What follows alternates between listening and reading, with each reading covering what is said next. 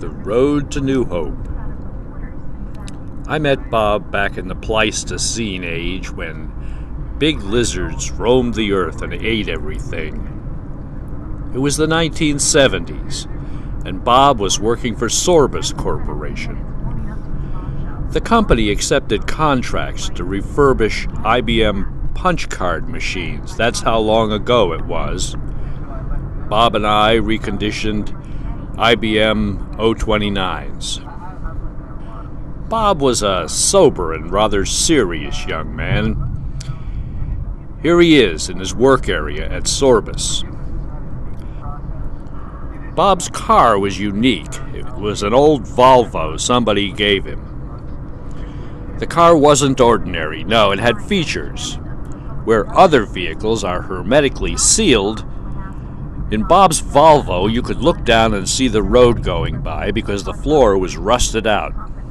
Wait, that's the wrong photo. That's a 46 Ford. This is what Bob's car looked like. You can see the difference. I believe there are still warrants outstanding on this car as Bob was charged with operating a vehicle without a valid certificate of junk. I think he eventually abandoned the car in West Philadelphia. New Hope, a quaint little tourist town on the Delaware River that sometimes floods. It's been exploited, pumped up and pumped out, hustled, bumped, invested, preserved and rebuilt, rethought, much visited, and its song is still sung. Times have changed now and things are different. The big lizards have gone away, but we're still here, and the music continues to play.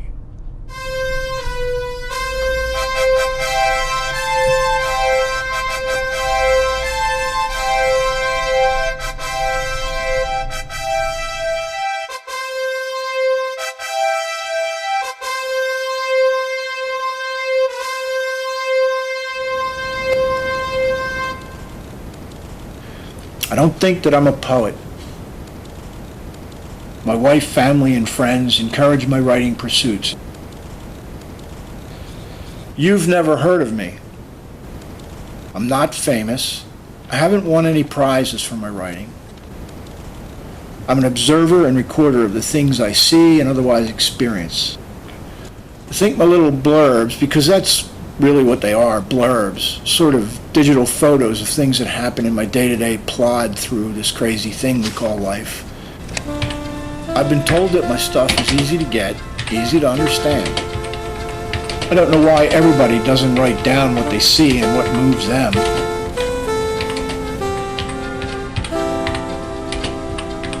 Everybody steals things, so I put down on paper what I've stolen. And I think, it could be used as evidence against me in a court of law. So, I confess to having stolen the following: salt, pepper, and ketchup from Burger King, horseradish sauce from Arby's, tartar and cocktail sauce from the Red Lobster, duck sauce and hot mustard from Moy Farms, jelly packets and sugar from so many diners, matches from everywhere, nothing from McDonald's, avocado seeds and sometimes tortilla chips from El Taco Loco. What can I tell you? Prosecute me. So see, that's not really a poem. It's like the weirdnesses of life. Dreaming of gyros. Some things have been very strange today. For instance, while driving down South Street, the song South Street came on the radio. I had lunch in a Greek restaurant listening to piped-in Greek music while reading one of my $1 used bookstore specials, which was about Greece. Ooh.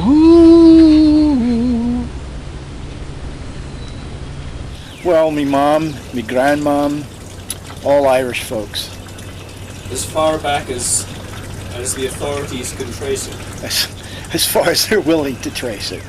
And as a family, they've been, as the Irish say, up each other's arse till the day they all died. And now, this generation we've moved a bit. This was when I was angry. at the corporate meatball, which is my name for the corporate meatball. Corporate meatball sucks the life out of all who reside at the bottom of the bowl. And once the grunts are used up, the meatball ejects them without dignity or sensitivity, and calls its reasoning for doing so some trumped-up pseudonym, which only means fired. There was always somebody to play with because Irish people are like rabbits. I'm the oldest of 7. My mother's brother had, I think they had like 9. And my mother's sister, who was the slacker in the group, only had 3. So I had sort of a normal, abnormal lifestyle growing up. Irish influence was a big influence on my life because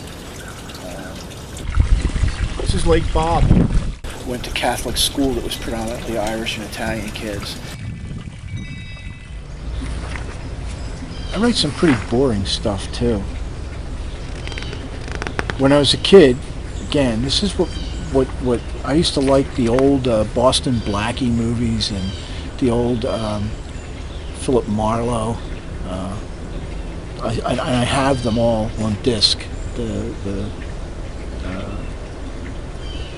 Falcon, all of them. They're great.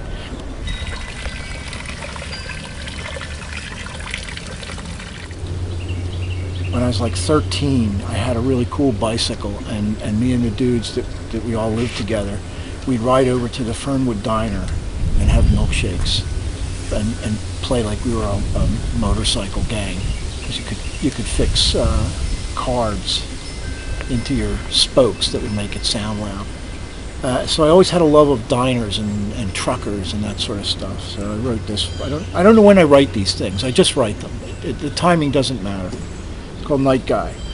I like to drive late at night and into the early morning. I like to drink coffee in foggy diners at dawn. I like the smell of gasoline on my hands.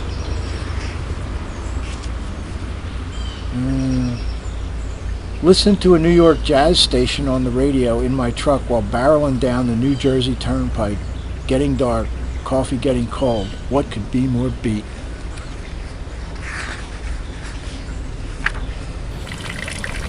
The ringing and the tinkling of the bells and the ringing and the tinkling of the bells. The ringing and the tinkling of the bells and the ringing and the tinkling of the bells. Blah, blah, blah, blah.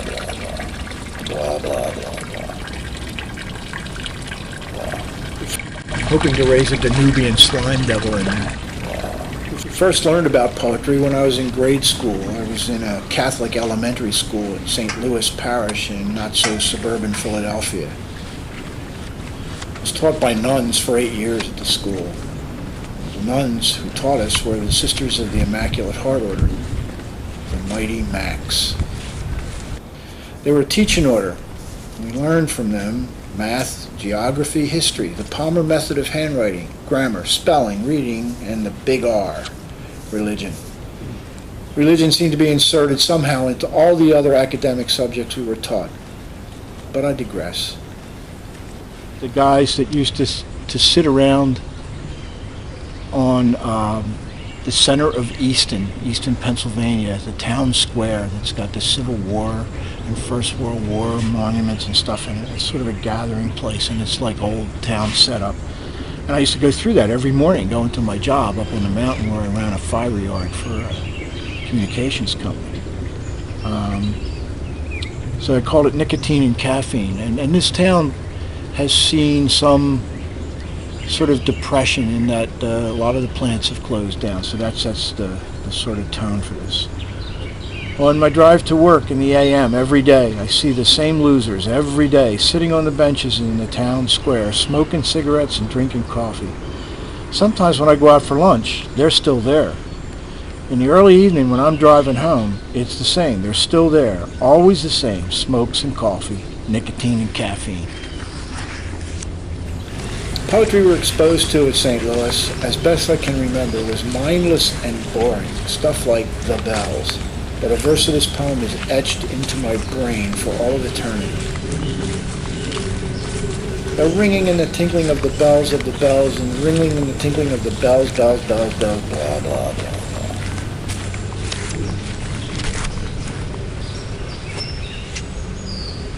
Nobody there. There's also The Raven by Poe, who's kind of cool. A poem called Annabel Lee threw me over the top. I was glad she died in her kingdom by the sea. So anyway, poetry was crap for me until maybe the end of my sophomore year in high school.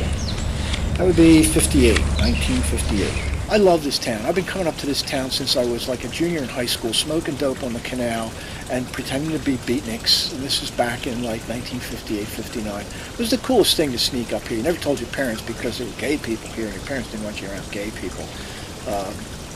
Thank God that the world is different now. A friend had given me a book called The Beats. I think it was by Carl Solomon. I read it over the summer, and everything seemed to cascade from there. By this time I was a junior in high school and was sneaking up to New York City just to walk around the village, always with a book and a notebook in my pack. I read Kerouac, Ginsberg, Corso, Ferlinghetti, The Village Voice, and picked up some of the small books of poems from the street stands. This wasn't the poetry that Sister had drilled into our little heads back in school. This is where our cats are buried. This was some serious shit, and I became aware that rhyme wasn't necessary, and all that stuff about iambic pentameter was crap also. I started to write. Never showed anyone what I was writing at the time. It was pretty adolescent, I'm sure. Remember, it was still the 50s. But I used to like to go downtown in Philadelphia, and I used to go downtown alone and walk around, and I'd see things, and it would just always be in my head, like, cocktails, chops, steaks, seafood, neon lit window. It was awesome. Walking past Spider Cully's cocktail lounge, 18 years old, taking in the night air, the neon, notebook and pen, beret and trench coat, loved the rain, loved the fog, learning on the seedy side of town. Jazz piano spills out onto the sidewalk in front of him. Too young to go in, not too young to dig the music. By the time I was a senior in high school and my first year at, a Catholic University, Villanova, I started reading some of my stuff in a place called the Proscenium in town, Philly. I've been writing ever since.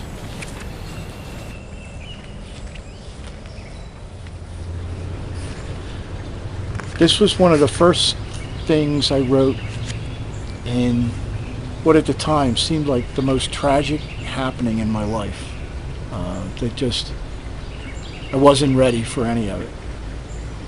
Now you're gone and I've been up since before the sun washing things. Towels, sheets, pillowcases, trying to remove your scent from the house that I must now share only with myself. That's, you move past that point in your life, but you can always go back and read this stuff. Or somebody else's that says it better than you could have. You know what I mean? But if it doesn't get written down, no one will have the chance. This is something that I thought about poetry. When you think about poetry and what poetry is, I titled this, for lack of whatever, an academic description. Poetry is remembering the moment that you remembered the moment.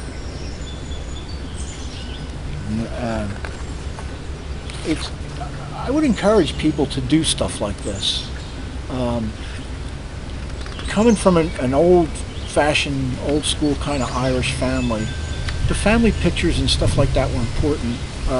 Some of the stuff that I used to write when I was maybe in high school and college that I boxed up before I moved out of the house and went in the military, my mom just threw away because it was just, the house had 6 other kids living in it. They needed the room. It was good I was gone. It wasn't encouraged. You should be, first of all, you should be a priest, which I thought was going to happen to me for a while, but it didn't work out. And ever since God and I have had an arrangement, he doesn't really tell me what to do with my life, and I don't mess with the weather, and it's worked out.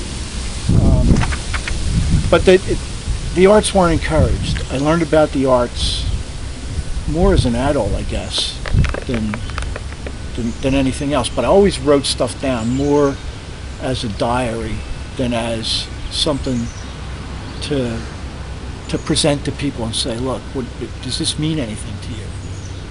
But when I started reading the beats, and they were different from the sort of rote that you learn in school, the academic side of literature, any kind of literature, it opens your mind to the fact that, you don't have to do it the way you were taught. You don't have to do it that way at all. It just, it's not like it's old school or new school. It's just art is all about learning that this is a paintbrush, this is paint, that's a canvas. That's all you really need to know. If you got it, it'll work. If you don't have it, it'll just be fun. And see, that's where I think I'm at. I think I'm at the fun part. I like to write the things I write.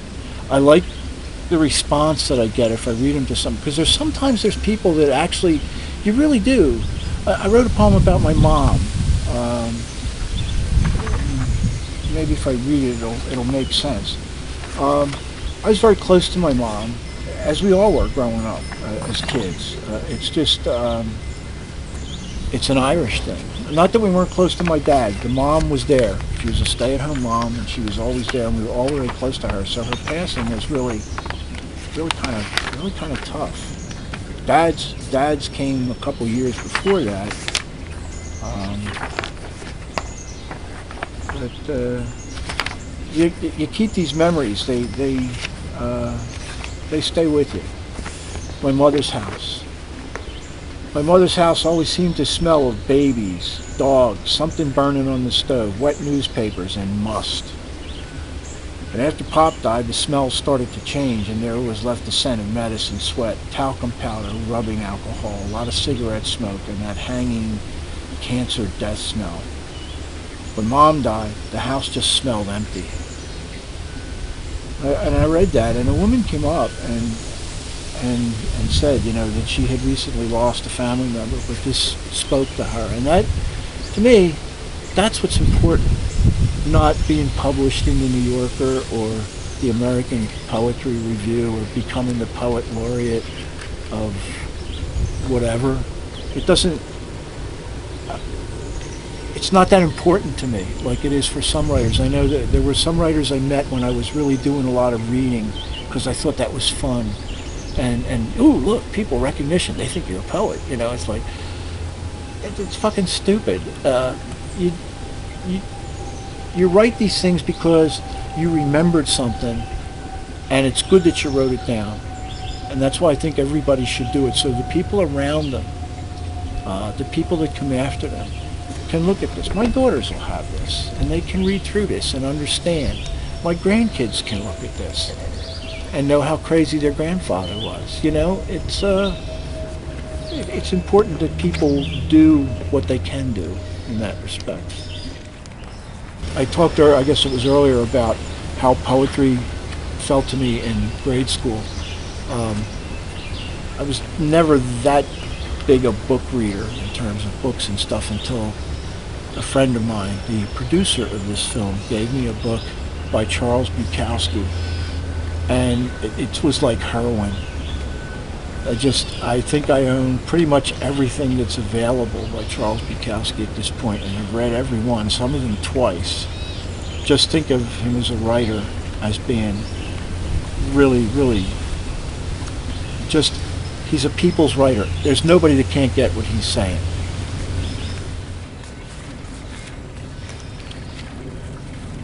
My wife Allison, who is probably singularly the biggest supporter of all the stuff that I write. When we first got together, I write poetry, blah, blah, blah, blah, So I gave her some, and she said, I met this girl at work who is into poetry. Let me show her some stuff. So I gave her a handful of things, and she took them into work. And I think 3 days later, they came back with things written, read corrections, and all. I thought, holy shit, what is this? And then the girl called me. It was a woman I had known, but never knew that she was into poetry. Her name is Joanne Leva. Long story short, she calls me up and she said, I love your stuff. Think about some of the suggestions I made. And by the way, you have a reading on the 17th. Huh?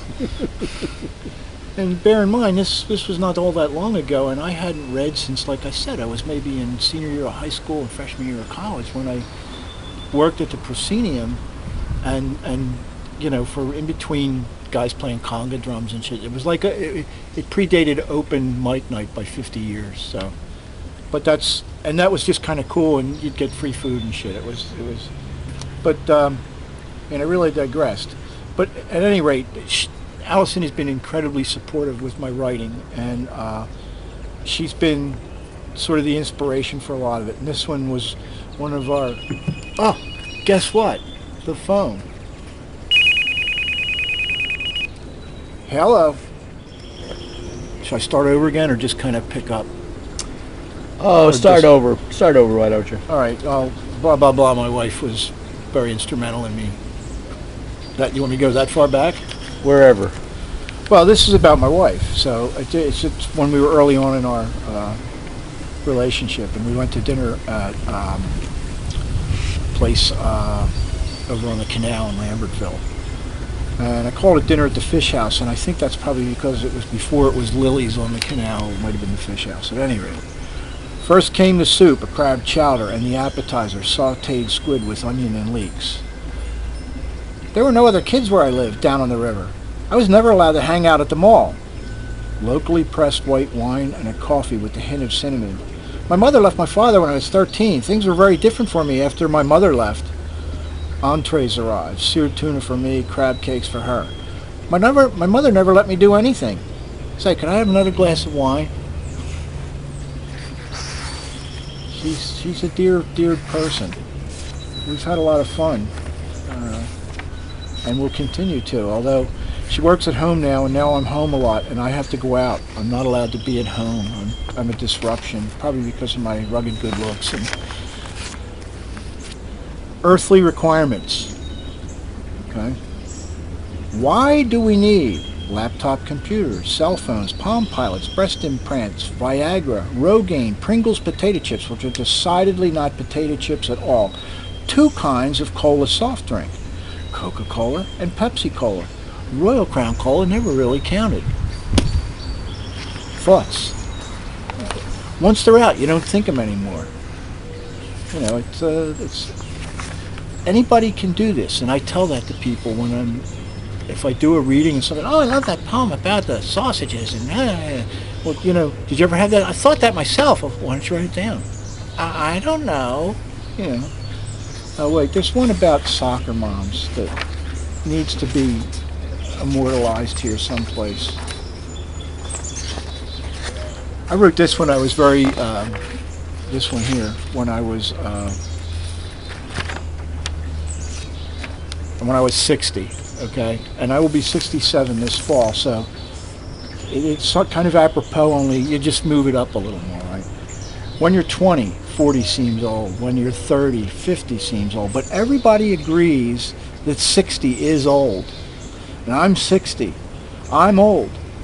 And I don't know how to be old. So, yeah, add that with today. It's like creepy. I like this one. And a woman just told me she just thought this was really nice, and I signed it for her and gave her a copy at a reading once. Different kind of romance. The restaurant was dimly lit. In the background, the music was soft and Latin. The couple at the table in the corner exchanged telling glances that spoke of the newness of their romance. Their conversation was filled with the excitement and the anxiety that accompany those conversations that take place during the get-acquainted stages of a developing relationship. At the end of the meal, when the check had been paid, the two young women left the restaurant holding hands with stars in their eyes.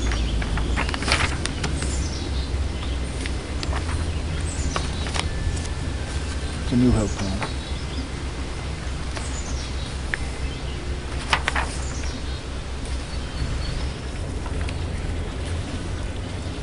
I got into haiku once for about 10 minutes, and the haiku I wrote was very short and very stupid. Through the plate glass window at the 7-Eleven, the beauty of the morning.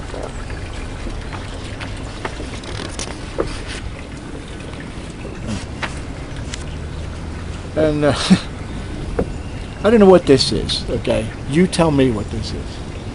Now my baby is giving me that look that my baby gives me when my baby is giving me that look that my baby gives me when I'm giving my baby that look that I give my baby. When my baby is giving me that look that she gives me when I give her that look that I'm giving her. So we're both giving each other that look that we give each other when we're giving each other that look that we give each other. And this guy comes by and sees me giving my baby that look that I give my baby when I'm giving my baby that look that I give my baby.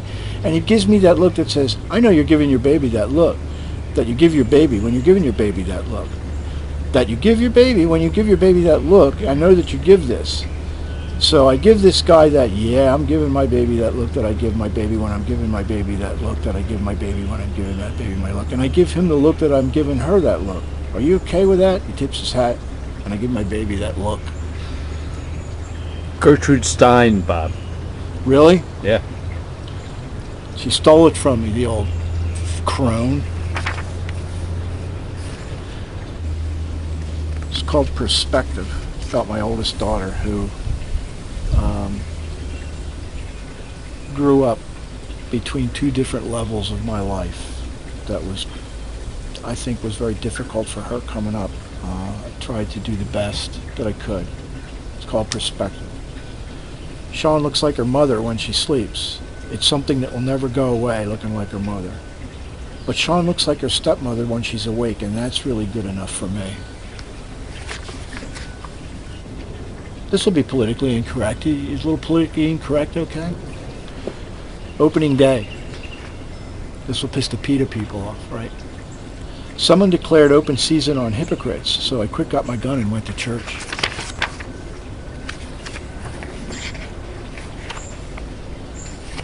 The poem is the moment, and at that moment, nothing else matters.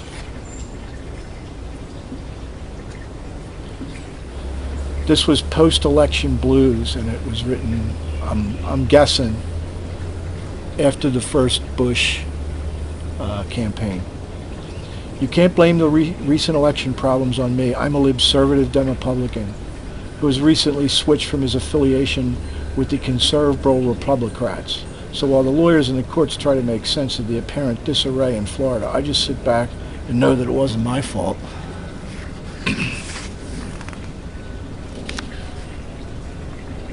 Women, this will probably, be part of the lawsuit again too that will commit me to an asylum.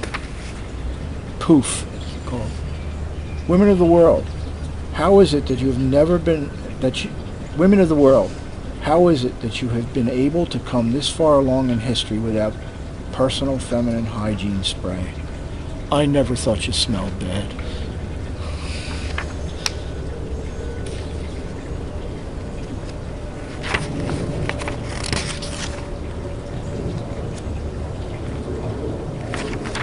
I am kind of a boring writer when I read this stuff. I think I'm a sentimentalist in a lot of ways. I think everybody is, but it seems to me like as you get older, you become more sentimental about stuff.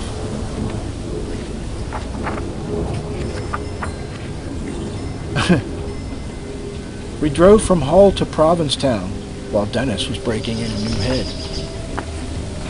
I was meeting to only one other person in the world. I wrote this when we were having our bathroom redone. The carpenters have taken out our... screwed up. The carpenters have taken our bathroom apart and put it in the back of their dump truck in the form of broken bits of drywall and tile, a sink, a tub, a toilet. Our bathroom is now just a gutted hulk. Where will we bathe for the next 10 days? A real man does not use a cup sleeve to protect his hand from the heat of his caramel latte that he purchases at Starbucks. Oh, I know. QRS. I wanted to read this one. Everybody's been on, I guess everybody's been on a senior trip. No, this is a poem about a real senior trip. The bus pulled up to the curb, and the door slowly opened. A wave of gray and blue hair emerged, cackling about where they wanted to go first, and that maybe we could eat lunch at that cute little place with the tables outside. A sea of old passed me at the corner, and the scent of evening in Paris wafted round me and made me dizzy. Scared, I took refuge in Starbucks and waited for the storm to pass. Now there's like seas of red hats that come into New Hope to shop and just hobnob and have fun. Sean goes to the prom. She looked so beautiful in her gown. She looked so grown up. She looked a lot like her mother. I've learned to live with that. She's my beautiful little girl who is not so little anymore. And this was about her when she was little. Little hand held tight in mine, with sand running between our toes and a receding tide. You asked me where clams come from. From China, I told you, and you wanted one for a pet. But there were only shells on the beach. You and I, happy and alive, walked together on windy sands. We found some pretty sea glass, and you couldn't wait to show Mommy your newfound periwinkles. I love you so much, my tired little beach comfort. I think I wrote a poem that was post-prom.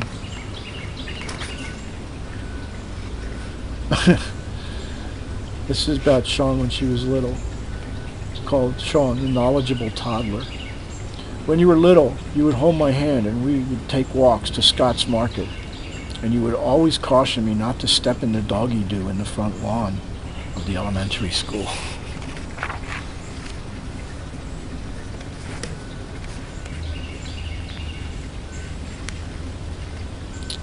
So many times we sit and think about all the things we should have said instead of all the things we did say when we were ending our relationships.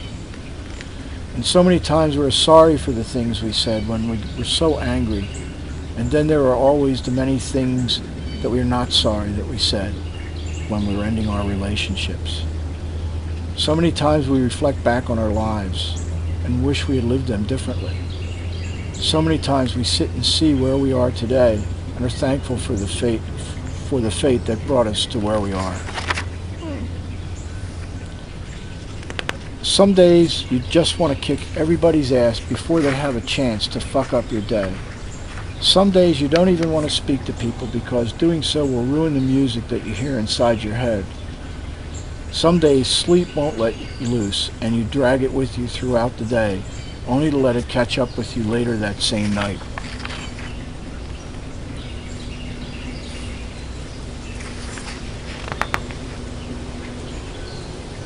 Sometimes I think that I should go away and live in a converted gas station in the New Mexican high desert. Was I depressed? Was I happy? Who knows?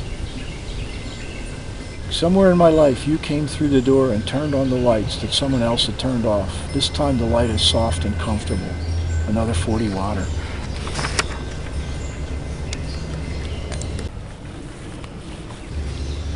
I really enjoy riding my bike on the canal path, and because of work and just a lot of bullshit that is part of everybody's life, I haven't been able to get to do that as much as I used to like to do it when I had the time. Now I have the time again and I'm going to get doing it again, but it's really good to air your head out.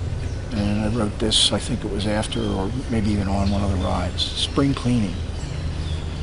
Riding with the wind, chasing the river north, my pedaling becomes labored. I see the towpath glide beneath my wheels while the breeze cools my body. The breeze also blows away the dust from inside my mind, and as I watch the old unused memories flutter from their deep forgotten corners, I think of the times and places that they were, and I am content at having had them. The memories linger like fog on the trail behind me, and with each pedal stroke I put myself further from them until they are gone. Having exhausted both mind and body, I turn home for a shower and some tea, and contemplate the me that all those memories have made. I lived in the mountains for a while, and it was during a time when, for some reason, there was more snow than there is now. And I wrote this up there. Snowfront moves up the valley like a giant white carpet being rolled out over a hard, dark wood floor. Soon all around me will be white and silent, cold, white and silent. Surviving the change. Lately, early mornings find me slipping quietly from our bed so as not to disturb your sleep and the dreams you have of things I cannot understand. I make bitter coffee and scribble held-back feelings on cold paper because, for now, the paper is my only friend. A friend who listens without comment and allows me the full flow of my shattered visions, and dreams of futures and tomorrows that will never come, and feelings that can only be hurt when you speak to me of your new love. This is called Tainted Meat and was written again at a time when I was angry. I've grown sick of the corporate meatball, and I've tired of the meatball's arrogance and its lack of concern for the little people who keep the meatball rolling. I once had a dog. I'm not a dog person, but I once had a dog, and it was a big dog, and we lived in a small apartment, and its favorite food was the dining room chair. And this is Taj. He was a Norwegian elk hound, and he was a thoroughbred, and his real name was Taj of the Spruces, because we lived on Spruce Street.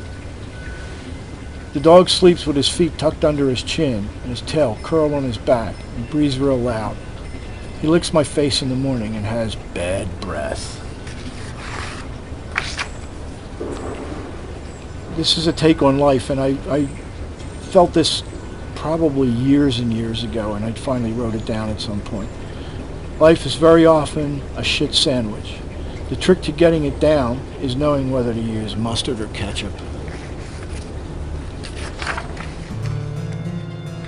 I have a friend named Alice whose father passed at one point, and it was a very long passing with cancer, and she was very caught up in it because she was her dad's girl. And we'd run into Alice and Paul from time to time, and I'd always say to Alice, "How's your dad?" And there would be a little conversation back and forth, but you didn't want to dig too deep, you didn't want to pry, you just want to let them know that you cared, you know. So I wrote this talking to Alice. "How's your dad?" "As good as he can be, considering. How you doing?" I see him as he is, not as what he ought to become. Each day is a good day when he opens his eyes. You put up with a lot when you lose a loved one. Where the hell would we all be today were it not for the plastic injection molding process and the Pentium processor chip? Well, for one thing, I would not be able to type my manuscripts on my Pentium chip-powered plastic injection molded personal computer. And for another thing, there wouldn't be any Fisher-Price toys.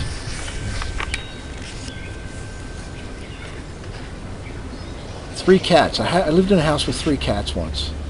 And they were good cats. They were all right. They were inside, sort of outside cats. One, I think, never liked to do anything. Just sleep. That's all it did, was sleep and shit. The cats lay around me half asleep. They're very lazy and live off the fat of our household. They grow fat on tuna and have bad breath. But they are good girls, and they are very amusing to watch, especially when they chase around inside the house on rainy days. Dumb, but what are you going to do? Had an argument once with a woman. We're at a party. Tonight I was really pissed off and went home from the party without you. And now writing this, I miss you and wonder why you're late.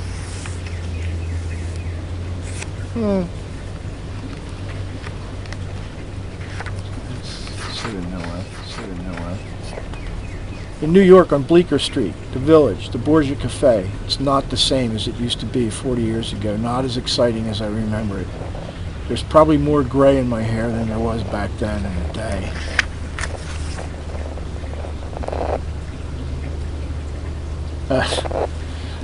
Somebody gave me an exercise to write something about the linebacker of love. So it's called the Big Romance Bowl Game. The linebacker of love got himself down onto his pre-snap stance. When the snap was called, he looked left, then right, and determined that the play was headed into his zone. His mind automatically adjusted. His legs and feet braced themselves for the hard hit he was going to take, and it was coming. At the approach of the opposition, he was overcome by her beauty. He didn't care if he got hurt on the play.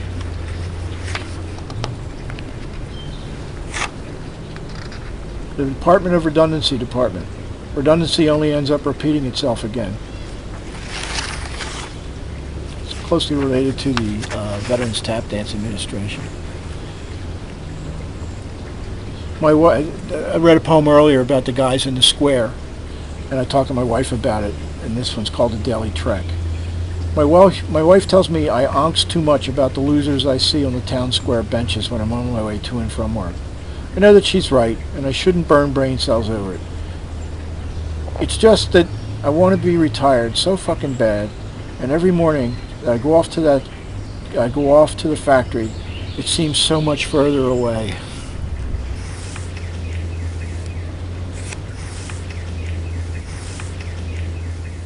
I'm trying to look like I'm working as Billy shoots boring footage of me while I'm using the typer.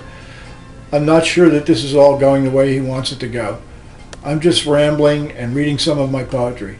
Most time I just sit and write down the thoughts as they come out, and then go over them and construct the way that the work should look on the page. This is really getting tedious, writing all this crap. I hope the scene is over soon, as this is fast becoming a pain in the ass. I'm not sure what the director is looking for here, so I'll just continue my mindless pecking at the keys and occasionally look up, as I am doing now, and then continue this senseless...